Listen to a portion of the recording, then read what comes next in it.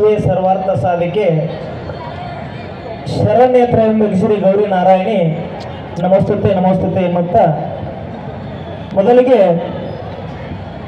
ನನ್ನ ಆರಾಧ್ಯ ದೈವವಾಗಿರತಕ್ಕಂಥ ಲಕ್ಷ್ಮೀದೇವಿ ಚರಣಾರವಿಂದಕ್ಕೆ ನನ್ನ ಭಕ್ತಿಪೂರ್ವಕ ನಮಸ್ಕಾರಗಳನ್ನು ಸಲ್ಲಿಸಿ, ಅದೇ ರೀತಿಯಾಗಿ ಪ್ರಸ್ತುತ ಕಾರ್ಯಕ್ರಮಕ್ಕೆ ಕಾರಣೀಭೂತವಾಗಿರತಕ್ಕಂಥ ದುಷ್ಟ ರಾಕ್ಷಸನನ್ನು ಸಂಹಾರ ಮಾಡಿ ಇಡೀ ಜಗತ್ತಿಗೆ ಶಾಂತಿಯನ್ನು ದೊರಕಿಸಿಕೊಟ್ಟಿರ್ತಕ್ಕಂಥ ಚಾಮುಂಡಿ ದೇವಿಯ ಪಾದ ಕಮಲಗಳಿಗೆ ಹಣಿ ಹಚ್ಚಿ ನಮಸ್ಕಾರಗಳನ್ನು ಸಲ್ಲಿಸುತ್ತಾ, ಅದೇ ರೀತಿಯಾಗಿ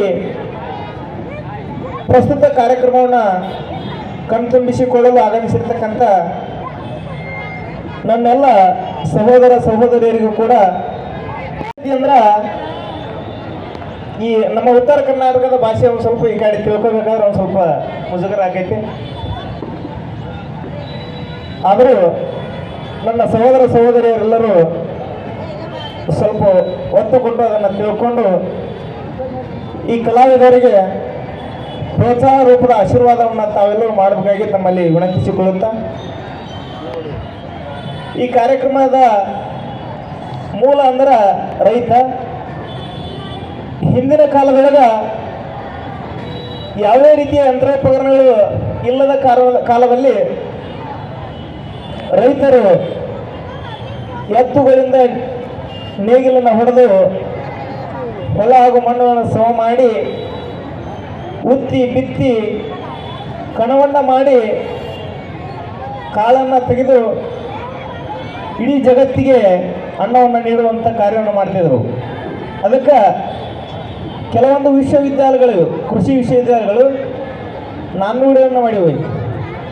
ಯಾವ ರೀತಿ ಅಂದ್ರೆ ಒಕ್ಕಲಿಗ ಒಕ್ಕದಿದ್ದರೆ ಬಿಕ್ಕುವುದು ಜಗವೆಲ್ಲ, ಹಾಗೂ ಕೋಟಿ ವಿದ್ಯೆಗಳಲ್ಲಿ ಮೇಟಿ ವಿದ್ಯೆ ಮೇಲೂ, ಈ ರೀತಿಯಾದ ಹಲವಾರು ನಾಣ್ಣುಡಿಗಳನ್ನು ಕೃಷಿ ವಿಶ್ವವಿದ್ಯಾಲಯಗಳು ಮಾಡಿವೆ.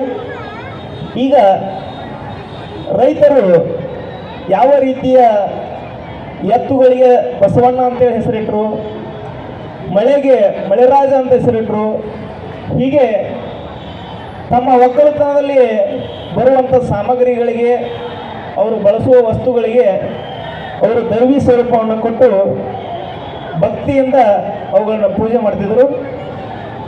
ಈಗ ಈ ಕಲಾವಿದರಿಗೆ ಎಲ್ಲರೂ ಪ್ರೋತ್ಸಾಹ ಕೊಟ್ಟು ಆಶೀರ್ವಾದ ಮಾಡಬೇಕಂತೇಳಿ ತಮ್ಮಲ್ಲಿ ವಿನಂತಿಸಿಕೊಳ್ಳುತ್ತಾ ಕಾರ್ಯಕ್ರಮವನ್ನು ಆರಂಭ ಮಾಡ್ತೀನಿ.